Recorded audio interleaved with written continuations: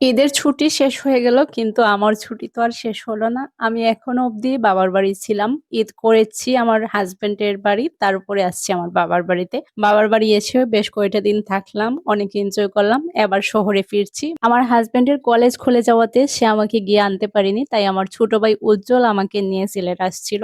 সবচেয়ে বড় কথা হচ্ছে আমি কিন্তু একা যাতায়াত করতে পারি, কারণ আমি সিলেটে মেসেই ছিলাম। সব সময় সিলেটে আসতাম যেতাম, একাই আসতাম, কাউকে নিয়ে আসার মতো তেমন ছিল না, কারণ তখন আমার ছোট ভাই উজ্জ্বল খুব ছোট ছিল। এখন তাকে নিয়ে আসার কারণ হচ্ছে দেখেন কতগুলা ব্যাগ ছিল আমার সাথে। এখানে দুইটা রাখা ছিল, আমার পায়ের পাশে দুইটা রাখা ছিল, এবং আমার সিটের পিছনে এই যে দুইটা ট্রলি, একটা এবং একটা ব্যাগ, অনেকগুলা ব্যাগ ছিল আমার সাথে। আমার মা অনেকগুলা জিনিসপত্র দিয়ে আমাকে দিয়েছেন, তো সবগুলো জিনিস আসলে আমি একা ক্যারি করা সম্ভব হচ্ছিল না, তাই আমার ছোট ভাই উজ্জ্বলকে নিয়ে আসছি। সিলেটে আসার পথে আমরা একটা চা বাগান পাই, কি যে সুন্দর চা বাগানটা! আপনারা যারা সিলেটের বাইরে থেকে সিলেটে আসবেন, চা বাগান আপনাদেরকে সাদরে আপ্যায়ন জানাবে। এরপরে আমরা ঝালমুড়ি খাই ট্রেনের ভিতরে কিনে। আমার ছোট ভাই উজ্জ্বল আবার যে কোনো জিনিস যদি সামনে আসে সে খেতেই চাইবে, এটা একটা তার বাজে অভ্যাস। বাইরে তাকে নিয়ে বের হলে যেটা পাবে সেটাই খাওয়ার একটা অভ্যাস তার। তো এইখানে এই দেখেন সেইখানে ঝালমুড়ি খাওয়ার পরে আবার পপকর্ন কিনছে, তারপরে আবার অনেক কিছু কিনতে চাইছে।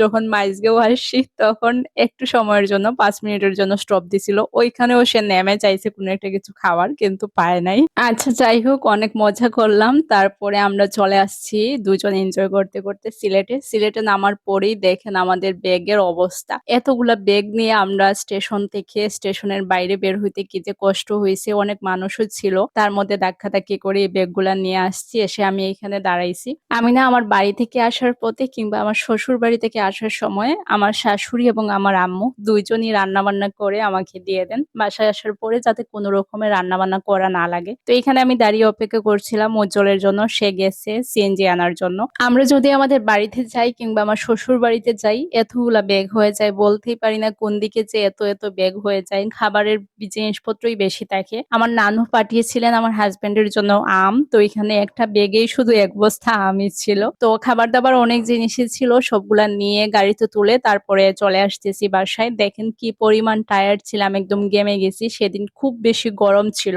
আগে যখন আমি মেসে থাকতাম এবং হোস্টেলেও ছিলাম প্রায় 2 বছর, মেসে তো ছিলাম 5-6 বছরই, কিন্তু সিলেটে আসার সময় আমি খুব বেশি হ্যাসেল করতে হতো জিনিসপত্র নিয়ে, কারণ কাউকে সঙ্গে নিয়ে আসতে হতো, জিনিসপত্র বেশি হয়ে যেত, সেরকম মানুষ পেতাম না। আমার ছোট ভাই উজ্জ্বল খুব ছোট ছিল।